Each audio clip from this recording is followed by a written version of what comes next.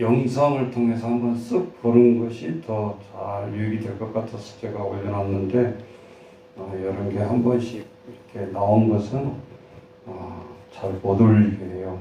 불보이라고 여러분 이해를 하셨을 거고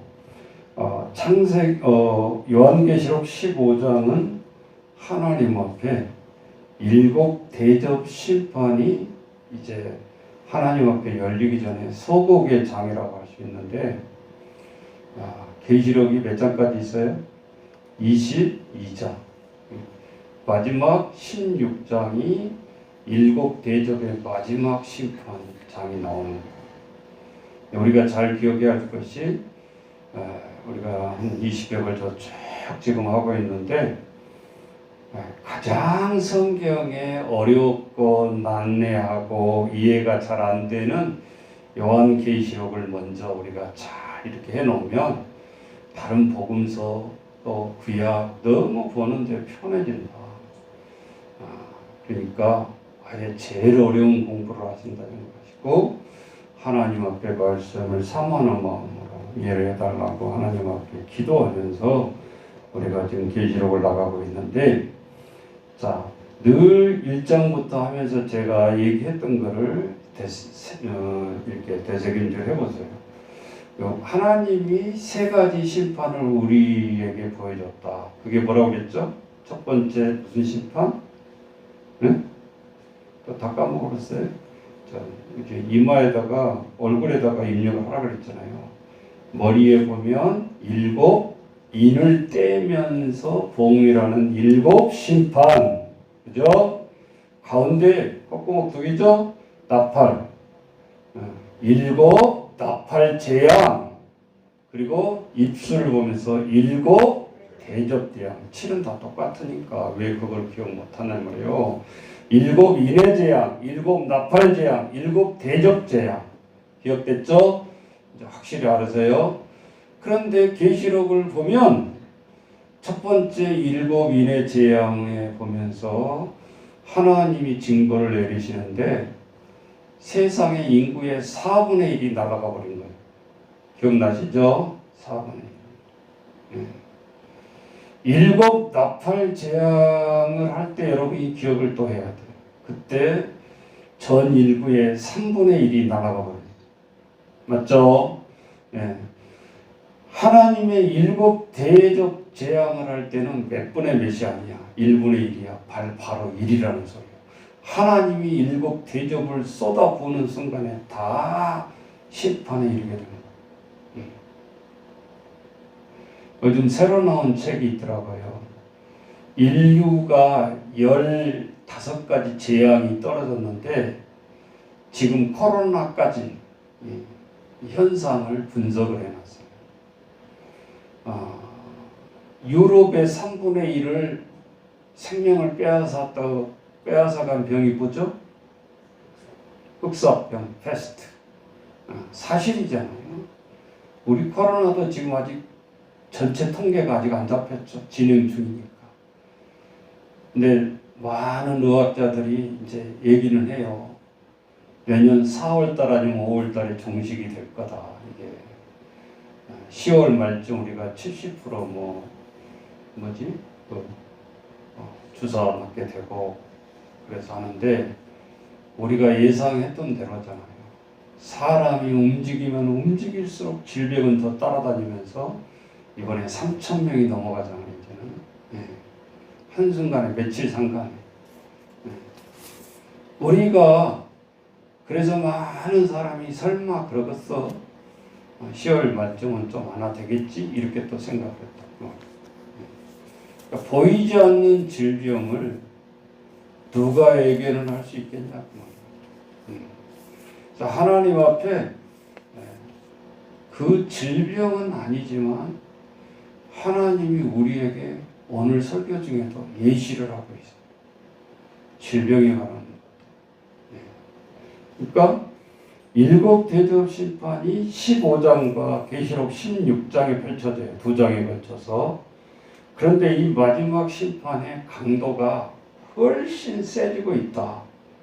감을 이렇게 잡으시고 7 인의 재앙을 뗐을 때 땅의 4분의 1이 멸망을 당했고 또 7 나팔 재앙 때 땅의 3분의 1이 멸망을 당했고 15장 16장을 통해서 7 대장을 떼면서 심판이 1분의 1로 그려지고 있다. 그래서 심판은 세게 가까이 빨리 다가오고 있다. 심판의 모습을 볼 수 있다. 오늘 아침에 여러분 뉴스 보셨죠? 무슨 섬에 지금 저기 화산 폭발이 6km를 쏟아 올라왔어요. 6km, 6,000m를. 이게 쏟아 올랐다가 떨어지니까 이 강도가 엄청나잖아요. 돌덩어리 하나 위에서 한 20층 건물에서 내려치면 그 강도가 강하듯이 이게 올랐다가 용암덩어리, 불덩어리가 떨어지니까 4만 가구가 그냥 불덩어리로 집이 덮여서 그 섬 일대가 완전히 화산체로 바뀌어버리는 거예요. 그 순간에 집에 들어가서 가지고 나오고 그럴 시간이 없어요. 들어가서 불구덩이가 되지 않는 누가 거기를 들어갈 수 있냐 말이죠. 근데 그 용암이 흘러서 바닷가까지 들어가면 바다에서 가스가 또 분포하고 폭발을 한대요. 그러니까 사람들이 화산 폭발하는데 옆에는 당연히 못 가지만 그 물이 흘러서 바닷가로 가지 않도록 경계를 하고 막 이 출구를 딴 데로 돌리기 위해서 애를 쓰는 소방관들을 볼 수가 있어요. 그게 어느 영화 이야기가 아니고 현재 우리 지구상에 이 시간에 펼쳐지고 있는 상황이에요. 그래서 마태복음 25장에도 보면 첫째의 기근과 지진과 이런 폭발이 있을 거라는 걸 얘기를 하면서도 한번 따라서 해보세요. 재난의 시작이라. 심판이 재난의 이런 큰 재난들이 일어날 때 이게 종말이 아닌가 제자들이 그렇게 얘기했는데 주님이 말할 때 시작이다라고 얘기했어요. 시작이다. 자, 그러면서 오늘 우리 요한계시록 15장에 보면 크게 두 가지로 나가고 있다. 계시록 15장 2절부터 4절. 여기는 하나님의 성도들이 어린 양 예수 그리스도를 찬양하는 장면이에요. 2절부터 4절이. 그래서 4절 마지막 절에 보면 뭐라고 했어요? 주여 누가 주의 이름을 두려워하지 아니하며 영화롭게 하지 아니하오리까 오직 주만 거룩하시니다. 주의 의로우신 일이 나타났음에 만국이 와서 뭐라고 그랬어요? 주께 경배하리이다. 그러면서 주님을 찬양하는 모습이 있고 계시록 15장 5절부터 마지막 8절까지는 하나님의 장막 성전이 열리고 아까 본 동영상에 보면 7 천사가 날개를 달고 장막 성전에서 나와서 이렇게 전체를 통치하는 장면과 마지막에 하나님의 장막 성전이 열리고 하나님의 7 대접을 심판하기 전에 소곡에 대한 그 성전의 연기가 가득하면서 그 불구덩이 가운데 누가 들어갈 수 있겠느냐. 그리고 끝났잖아요. 그 말이에요.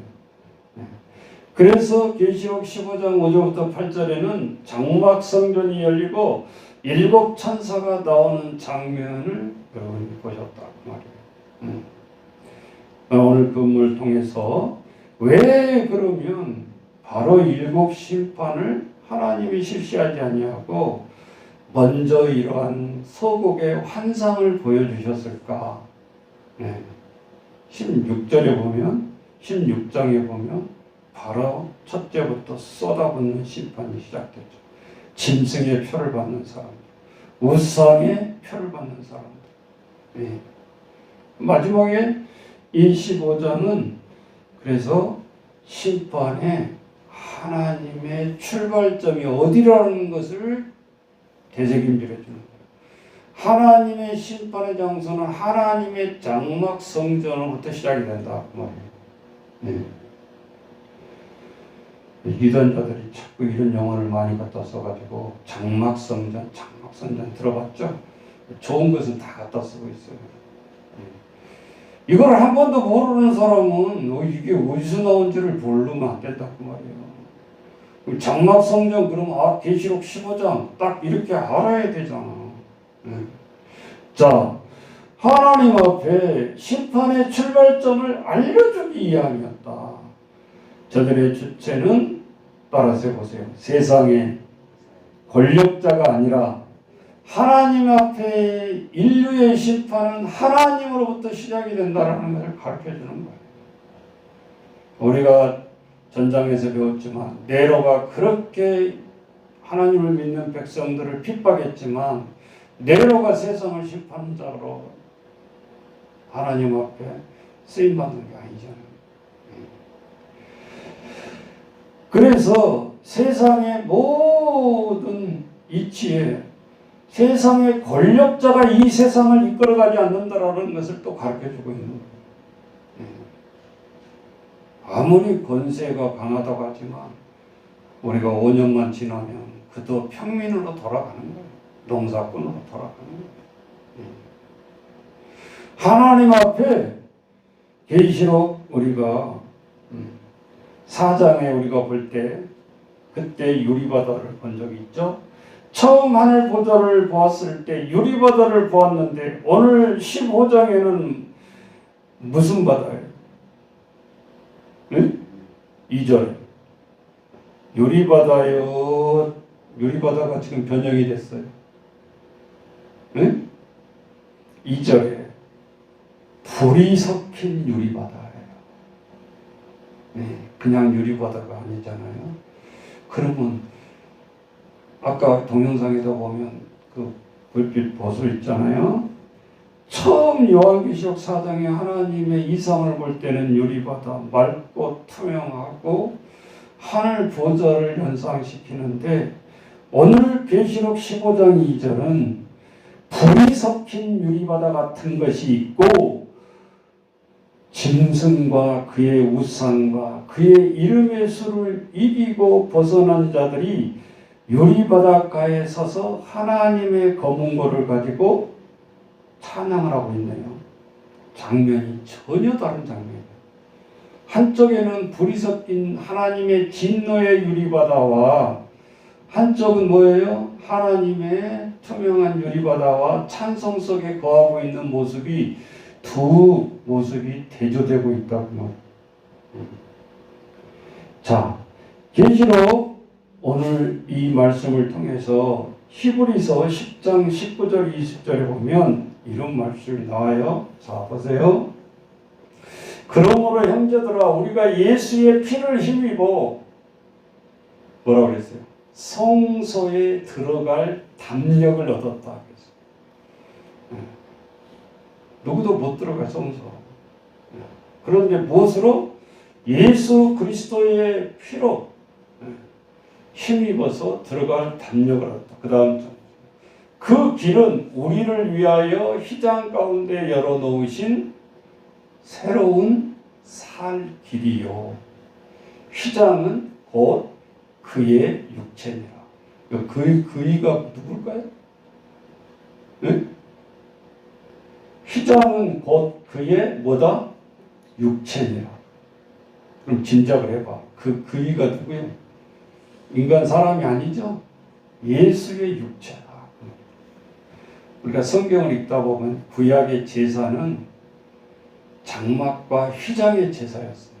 근데 예수 그리스도가 복음서에 있다 보면 마지막에 십자가에 돌아가시고 다 이루었다 할 때 구약의 그 제사 지내는 휘장이 갈라지고 라는 말이 나오잖아요. 더 이상 휘장의 제사가 필요 없는 거죠. 하나님이 단번에 예수 그리스도의 보혈로 짐승의 피를 뿌리는 제사는 끝났다 그 말이에요. 예수님이 우리를 위해서 보혈의 피를 흘려줬는데 지금도 하나님 앞에 제사 드린다 그러고 짐승을 죽여서 단에 뿌리면서 예배를 드린다 그 말이다 말이에요.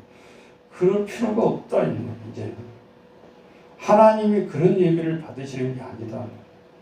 예수 그리스도의 독생자들의 보혈의 피로 마침표를 찍었다. 네. 그럼 이해가 좀 쉬울 것 같네요. 자, 두 번째. 구원받는 성도는 유리바다 위에 서서 하나님의 종 모세의 노래와 어린 양의 노래를 부르고 있잖아요. 그런데 한쪽에 불에 섞인 진노의 유리바다는 반대의 현상이 일어나요. 네. 하나님의 분노와 심판을 얘기한다. 불이 섞인 유리바다. 네. 두 대비를 하고 있는데 우리가 이 장면이 그대로 출애굽기 15장에 가면 볼 수 있어요. 자, 가져오세요. 출애굽기 15장. 자, 보면 이게 무슨 장면이죠?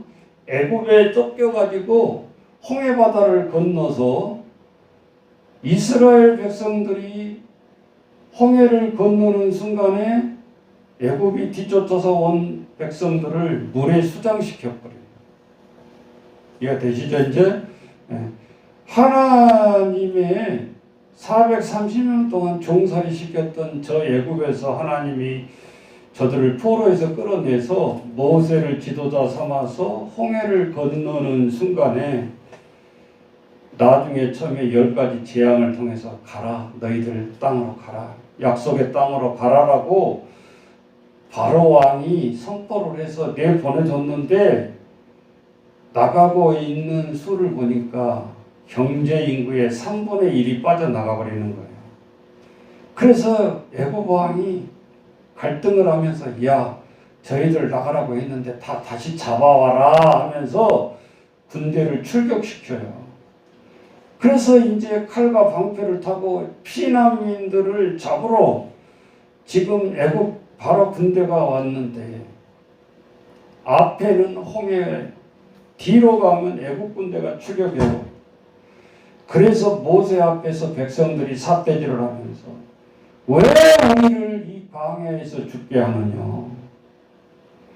가만 내버려 두었으면 애굽에서 고깃국 먹어가면서 일하면서 그래서 살아갈 텐데 너가 선동을 해서 우리를 이 광야에서 죽게 하느냐. 모세를 삿대질해요. 그러니까 모세가 홍해를 그냥 건널 수도 없고 뒤로 가면 바로에게 뭐 싸움 붙으라마나 우리는 무기가 없는데 피난민들은 200만이라고 하지만 10분이면 다 광야에서 칼에 창에 찔러서 다 죽을 것이고 그때에 모세가 지팡이를 들어서 하늘을 우러보면서 하나님 앞에 원망스럽게 기도를 합니다. 하나님 어떻게 하면 좋습니까? 앞으로도 못 가고 뒤로도 못 가고 진퇴양난에 빠져 있습니다. 그때 하나님이 뭐라 그래요? 너의 지팡이를 바다를 향해서 지시하라는 거야. 그 썩어가는 지팡이를 통해서 홍해를 가르쳤을 때 홍해에 기적이 일어나는 거야. 물벽이 쌓여지면서 이스라엘 백성들이 뒤돌아서 가고 싶은 심정을 차단시키고 하나님이 이 홍해에 기적의 바다를 건너가게 하는 거예요. 두렵고 떨림으로써 이 홍해를 건너는 그 순간에 이제 하나님이 물벽을 합쳐버립니다. 무력으로 싸우지 아니하고 이스라엘 백성들이 한 명도 다치지 않게 하고 유일하게 애국 군대를 물에 수장시켜버리는 놀라운 역사가 홍해의 기적이다. 그 말입니다. 이걸 홍해에서 고기밥이 되게 수장을 시켜놓고 보니까 한쪽의 바다는 진노의 바다, 허우적거리면서 살려달라고 비명을 지르는 홍해 바다의 모습과 물벽이 되어져서 건너서 이쪽은 승리의 찬송가라서 오늘 모세의 노래를 부르고 있는 장면이다 그 말이에요. 그것이 15장 3절에 나오잖아요. 하나님의 종 모세의 노래 어린 양의 노래를 불러 이르되 여기 계시록인데 갑자기 모세의 노래가 나와. 하나님의 종 모세. 이 말은 출애굽 때 저들의 역사가 하나님의 원수를 구원했던 노래를 부른다 그 말. 우리가 지금 미아리곡의 가요를 부른다 그러면 6.25 때 처사들로 꾹꾹 그 미아리곡에 넘어가는 것을 작사 작곡해서 지금 신세대 애들이 노래를 부르는 거예요. 뭘 생각하면서 우리 조상들이 끌려갔던 그 미아리곡을 생각하면서 이제 이해가 되시나요? 무슨 말인지? 나하고 미아리곡하고 지금 현재 뭔 상관이 있어? 두만강 흐르는 물을 부르는 것이 저 두만강 이 시대에 이 아이들이 무슨 상관이 있냐고. 근데 상관이 있죠. 역사니까. 그래서 우리 아이들이 역사를 모르면 안 돼. 깡통이야. 머릿속에 깡통이 돼버리는 거야. 민족 정신이 살지도 않을 뿐더러 주체적으로 내가 무엇을 이 나라에서 해야 되는지가 생겨나질 않는다 이 말이야. 역사를 모르는 아이는. 똑같잖아요. 성경을 모르는 아이는 하나님 앞에 쓰임 받을 수가 없어요. 영어 수업 잘한다고 택도 없는 소리 하고 있어요. 주변을 둘러봐봐. 쓰임을 받고 있는지. 세상 지식으로 취업되고 세상 지식대로 살아가는 게 아니다 그 말이에요. 하나님의 역사를 배제시키는 민족, 하나님을 모르는 백성 지금 잘 사나 이 말이에요. 국가적으로 보더라도 다 굶주려가고 있잖아요. 출애굽기 15장은 그래서 우리가 봅시다. 15장 1절부터 18절이면 좀 길어요. 그런데 노래니까 한번 읽어보세요. 이때 모세와 이스라엘 자손이 이 노래로 여호와께 노래하니 지금 건넌 거예요. 일러스되 내가 여호와를 찬송하리니 그는 높고 영화로우시며 말과 그 탄자들을 바다에 던지셨음이로다. 이게 물에 수장된 사건을 얘기하고 있는 거죠. 그 다음 여호와는 나의 힘이여 노래이시며 나의 구원이시로다. 그는 나의 하나님이시니 내가 그를 찬송할 것이요 내 아버지 하나님이시니 내가 그를 높이시리로다. 여호와는 용사시니 여호와는 그의 이름이시로다. 그가 바로의 병거와 그의 군대를 바다에 던지시니 최고의 지휘관들이 홍해에 잠겼고 깊은 물이 그들을 덮으니 그들이 돌처럼 기쁨 속에 가라앉았도다.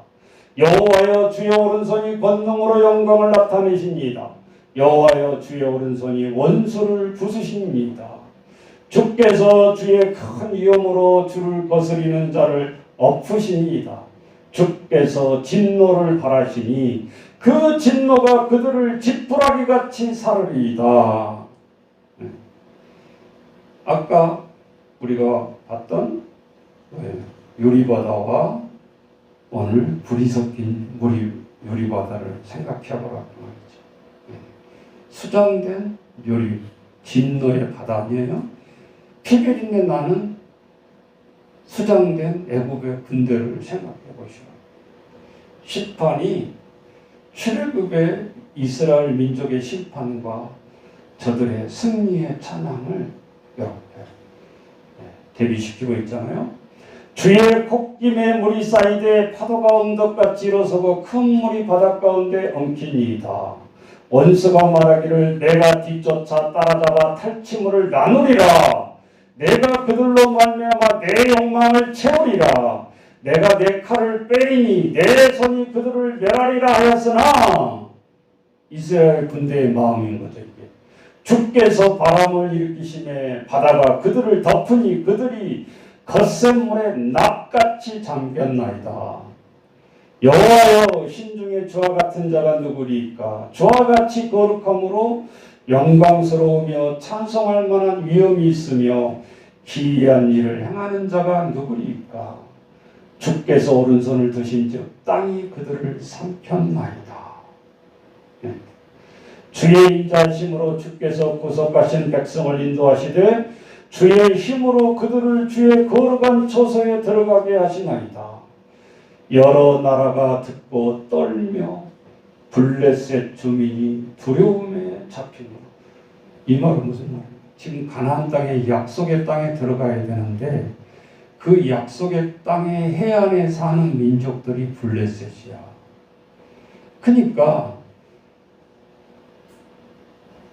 젖과 꿀이 흐르는 가나안 땅에 살고 있는 사람들이 야, 이 이스라엘 백성들이 우리나라 땅으로 들어올 텐데 저들이 이러한 놀라운 애굽의 군사를 이기고 물을 수장시켜버리고 우리를 향해서 가나안 땅으로 오고 있다라는 거예요.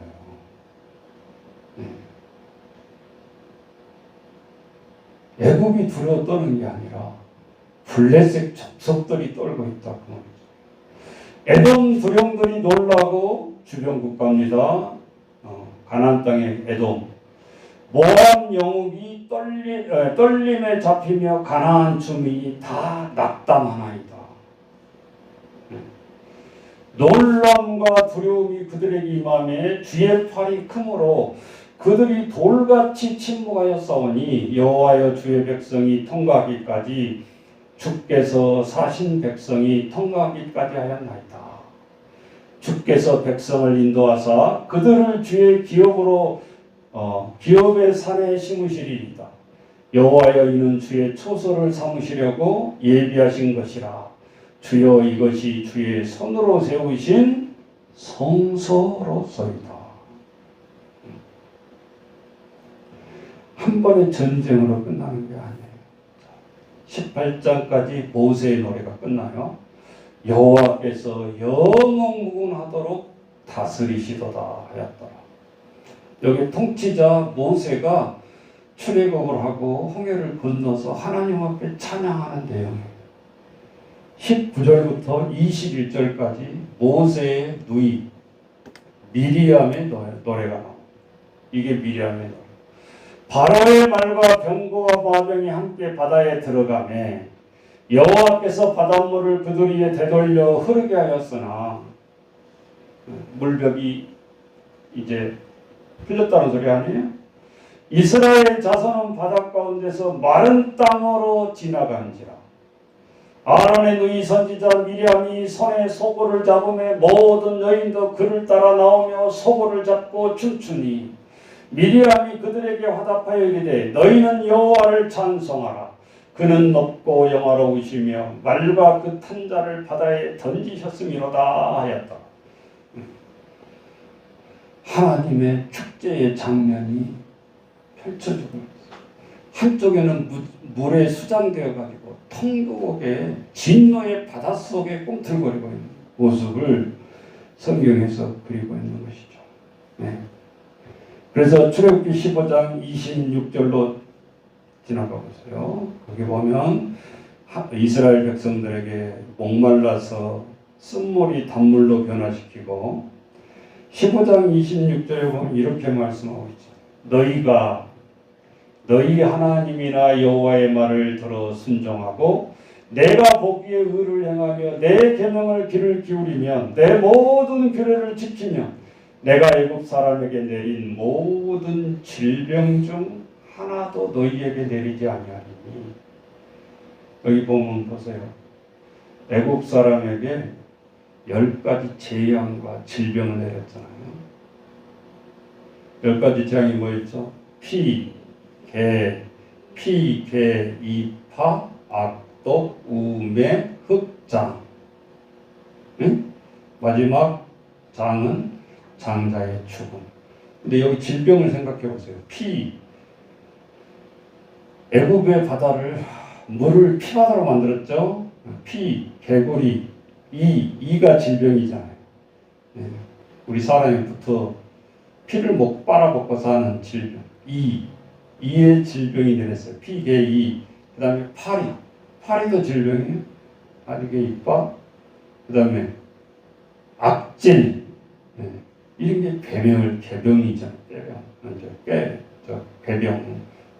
썩어 문들어 들어가는. 그래서 그 질병이 애굽에 내렸던 것을 너희는 피해가리라. 애굽에 내린 모든 질병 중 하나도 너희에게 내리지 아니하리니 나는 너희를 치료하는 여호와입니다. 여호와 라파. 여기서 나오는 거예요. 코로나에 우리가 떨고 있으면서도 하나님 앞에 기도할 줄 알아야 된다. 그 말이에요. 주사 그 2번 맞는다고 안 걸릴 것 같은 생각하지 마요. 불신이야. 또 어떻게 그거 보면 그것을 믿는 거잖아. 하나님을 믿는 것이 아니라. 응? 기도하고 예배를 빼먹고 이거 2방 맞으면 살 거라고 생각하잖아요.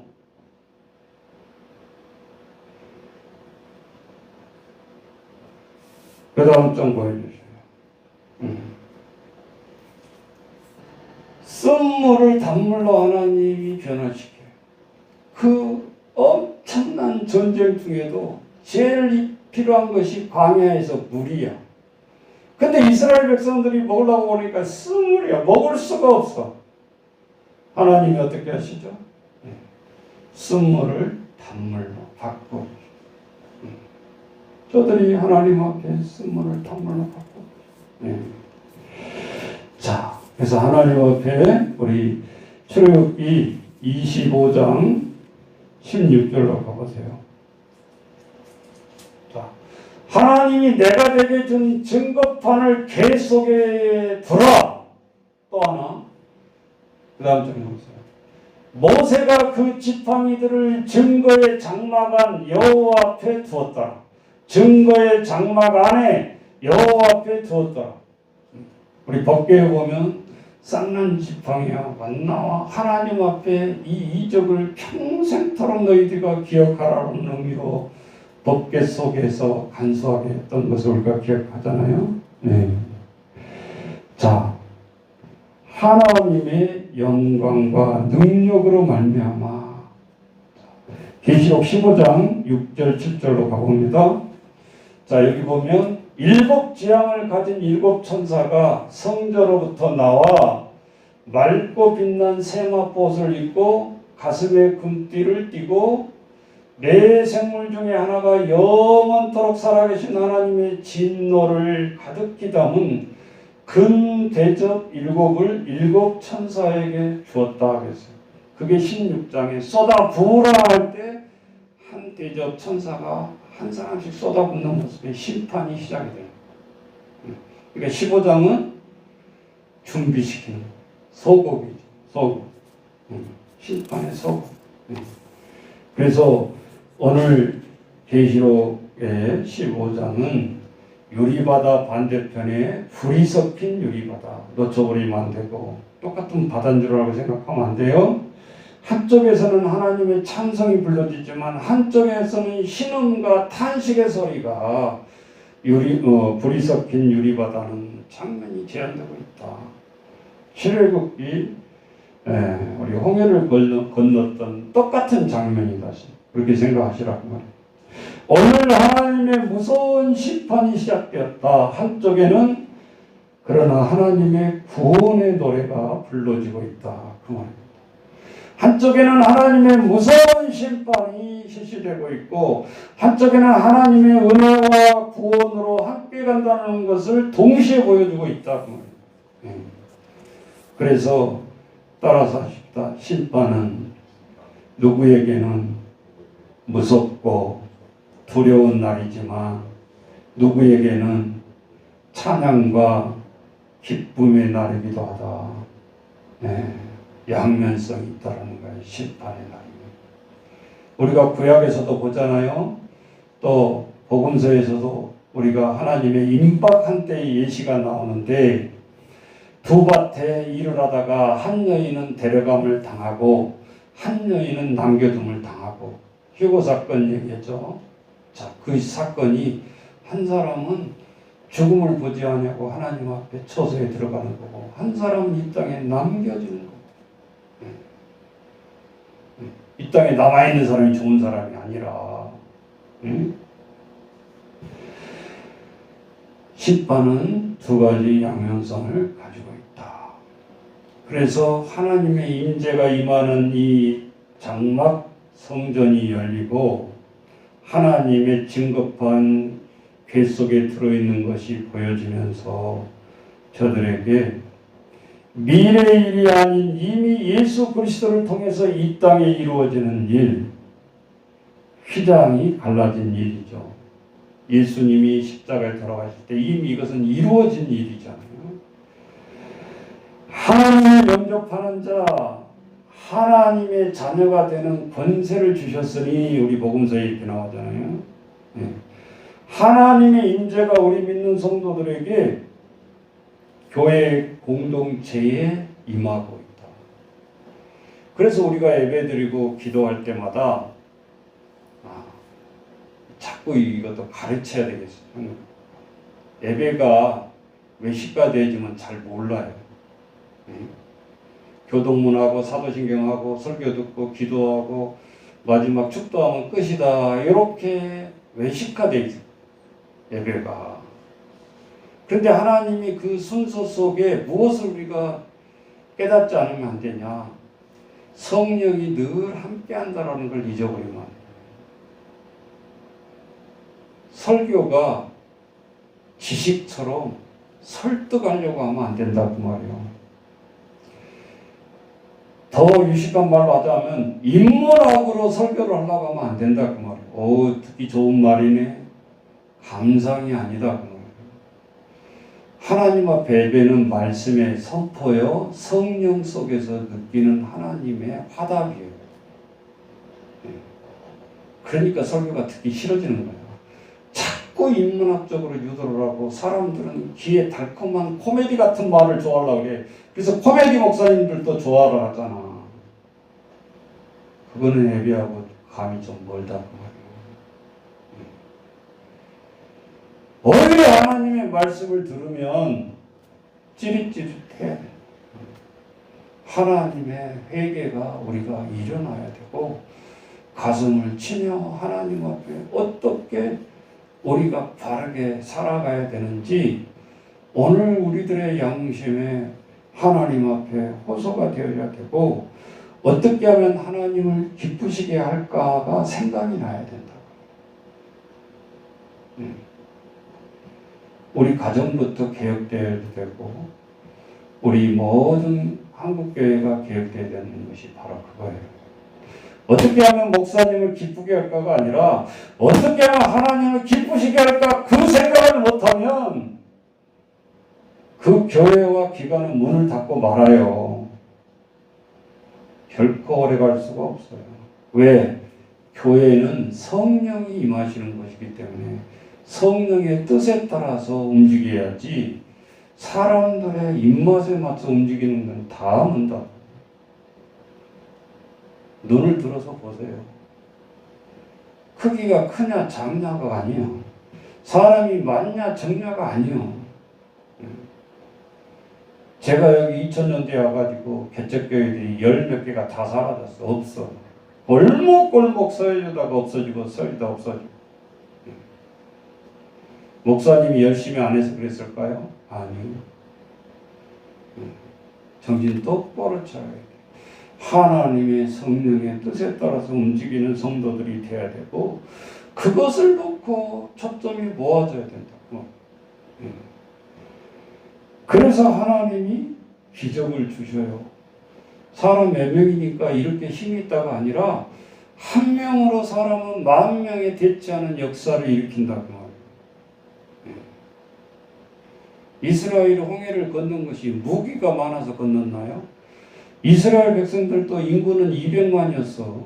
만만치 않는 있어요. 그러나 애국 군대와 손바닥도 마주친 적이 없다고.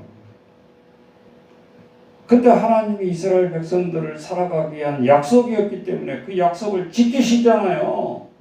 썩은 지팡이를 드는 순간 모세가 하나님 앞에 순종하는 순간 모세가 힘이 있어서 카리스마가 있어서 리더십이 있어서 가진 것이 있어서 이스라엘 200만을 살릴 게 아니고 하나님의 뜻에 순복했기 때문에 하나님이 하라면 하고 가라면 가고 일어서라면 서고 그렇게 40년을 장막 생활을 했었잖아요. 하나님이 저들을 끝까지 생명을 약속을 지키셨고 저들을 보호했고 40년 동안 광야에서 죽지 않게 했잖아요.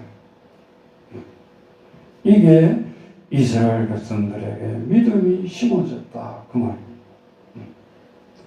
오늘 우리가 신앙생활하면서 되돌아보세요. 우리가 무엇을 하나님 앞에 원하고 있는가? 목사님 돈 많이 벌기로 원해요. 그래요. 기도해봐요. 돈이 많이 벌어지나. 늘 허덕이게 되잖아요. 깨진 옹알이, 터진 망알이. 본 만큼 쓴 것이 더 많아져 버려요. 많은 사업에서 실패한 사람들 마지막 깨달은 요소가 바로 그거예요. 내 힘으로 안 되는구나. 내려놓을 때 하나님이 일하기 시작합니다.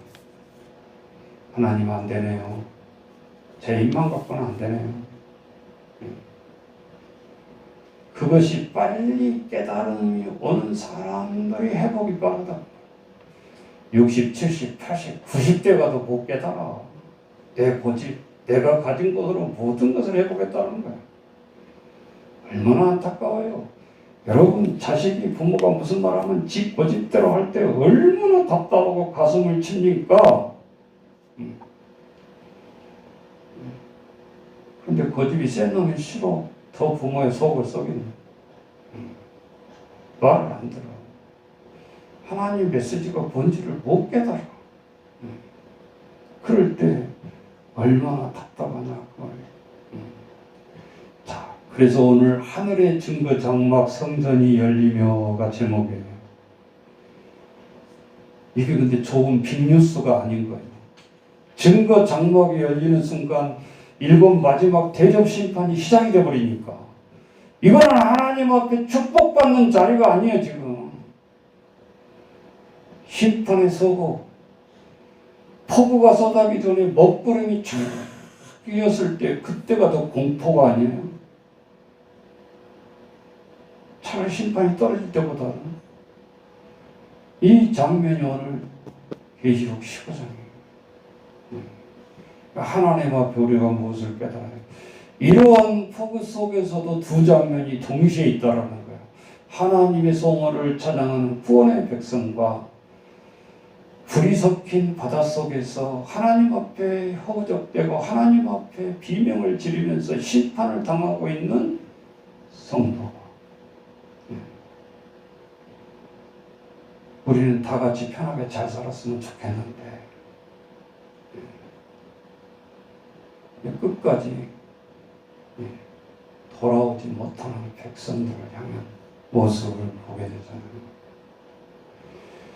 하나님은 절대 우리를 형벌하게 하시는 분이 아니세요. 품성. 그래서 여기서 뭐라고 그랬어요?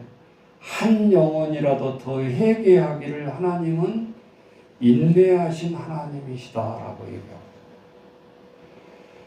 하나님이 우리가 나쁜 짓거리 하고 정신 못 차린 사람이 안 보여서 가만히 두고 보고 계신 것이 아니라 하나님은 한 영혼이라도 더 구원받기를 참고 기다리시며 인내하신 하나님이시라는 거예요.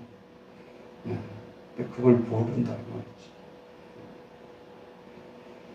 그 와중에 많은 선지자들을 통해서 깨닫게 하는데 도대체 이스라엘 백성들이 이 창녀짓을 하면서 하나님을 믿으니까, 창녀라는 거는 육체적인 창녀를 생각하시면 안 되고 이 호세아에서 나오는 고멜이라는 여인을 도대체 선지자도 못 깨달으니까 야 네가 창녀를 데리고 살아라고 명령을 하나님이 하는 거예요. 오직 답답하면.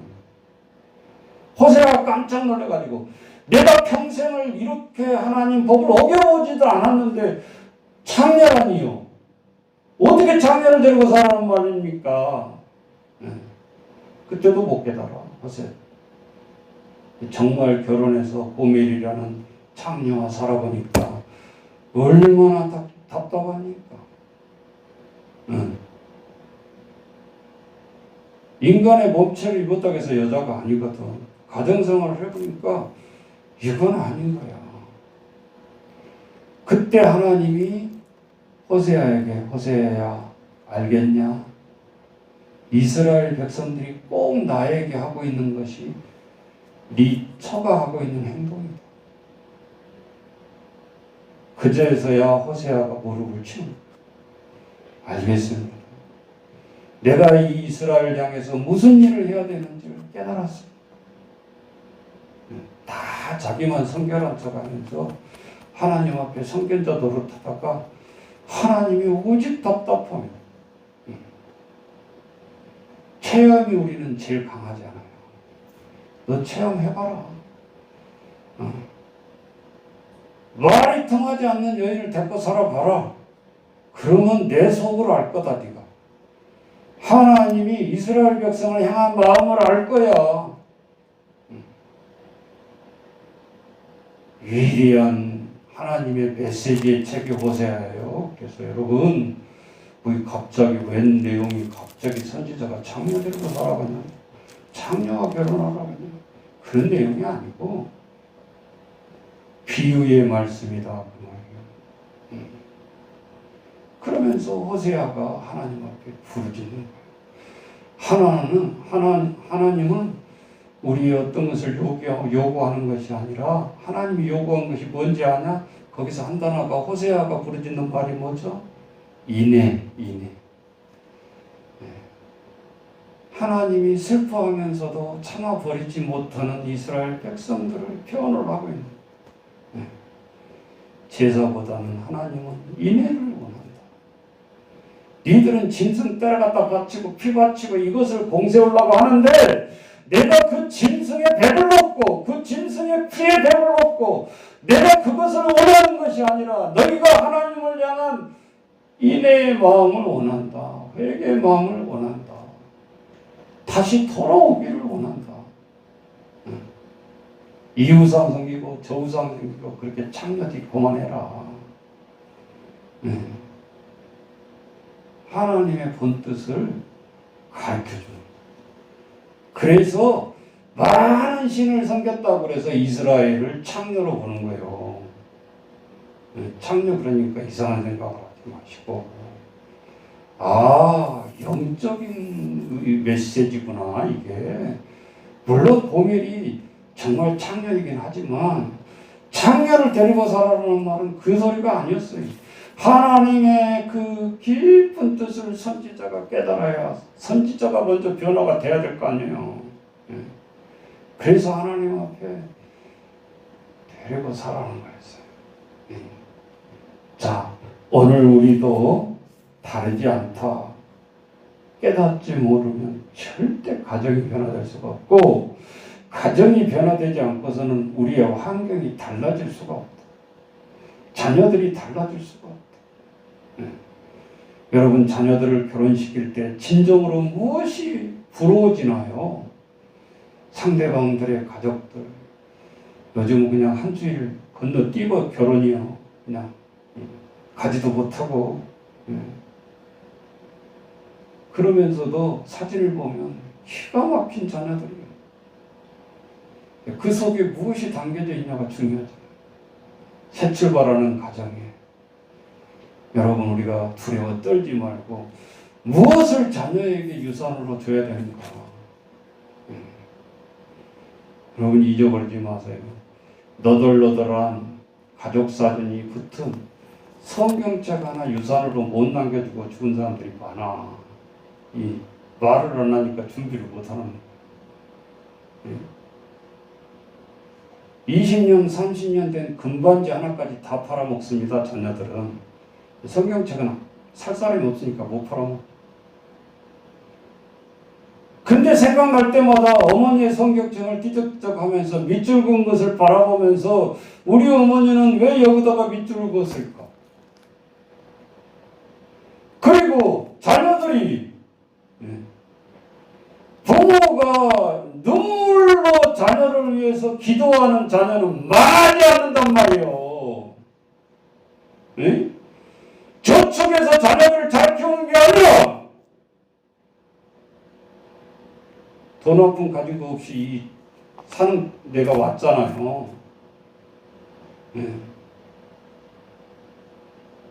하나님의 눈물 섞인 매일 기도로 자녀들은 망하지 않아요.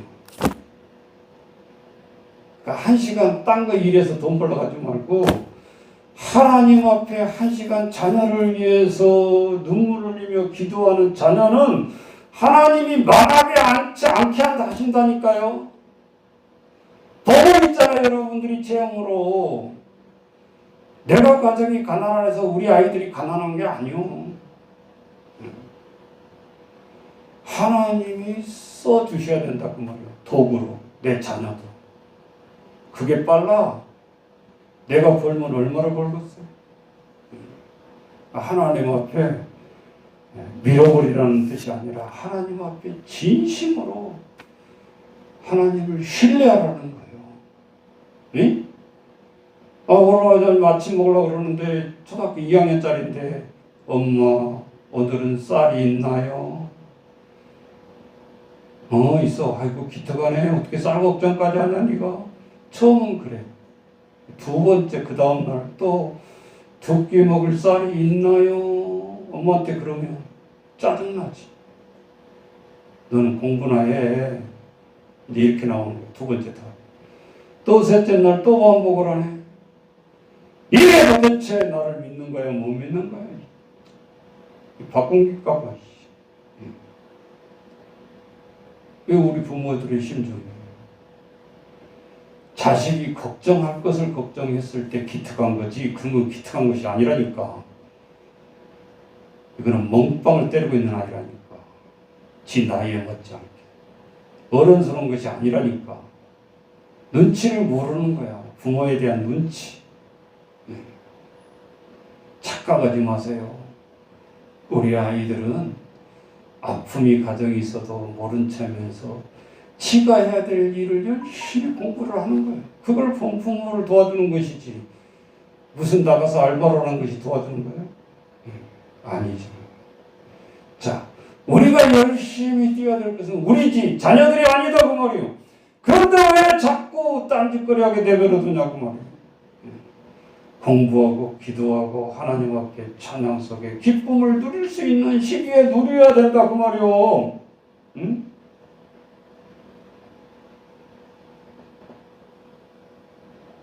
최고의 선물이라면 선물이면서도 최고의 마약이라면 마약이라는 선물이 핸드폰이요. 이걸 어떻게 쓰느냐에 따라서 여러분의 자녀들이 미래가 달라질 수가 있다는 거예요. 이 성경 말고 독약을 하나 줘가지고 떨어질 수가 없는 거예요. 한 달 동안 성경 한 장을 안 읽는 자녀인데 하루에 쏟아붓는 핸드폰에 쏟아붓는 쓸데없는 시간이 얼마나 많냐 그 말이에요. 아직도 우리 선생님들이 그걸 위기를 못 느끼면 자격이 없어. 때로 부셔서라도 바르게 가게 해야 될 거 아니에요. 왜 세월을 낭비하고 시간을 낭비하게 만드냐 말이에요. 핸드폰 하지 말라는 소리가 아니에요. 종이 되지 말라고 말이에요. 핸드폰이. 하나님 앞에 온 우리들이 기도를 하면서도 정말 잊어버리지 말아야 돼요. 최고의 적이에요. 지금 그걸 보면 잠시 10분만 없어도 벌벌벌 떨고 있잖아. 불안해가지고. 자, 오늘 우리 하나님 앞에 우리 이러한 모든 심판의 앞에서 우리는 어떻게 하나님 앞에 자세를 갖추고 살아가야 되는지 한 주간도 하나님 앞에 우리가 성령 안에서 뜨겁게 살아가는 저와 여러분 되시기를 주의 이름으로 축원합니다.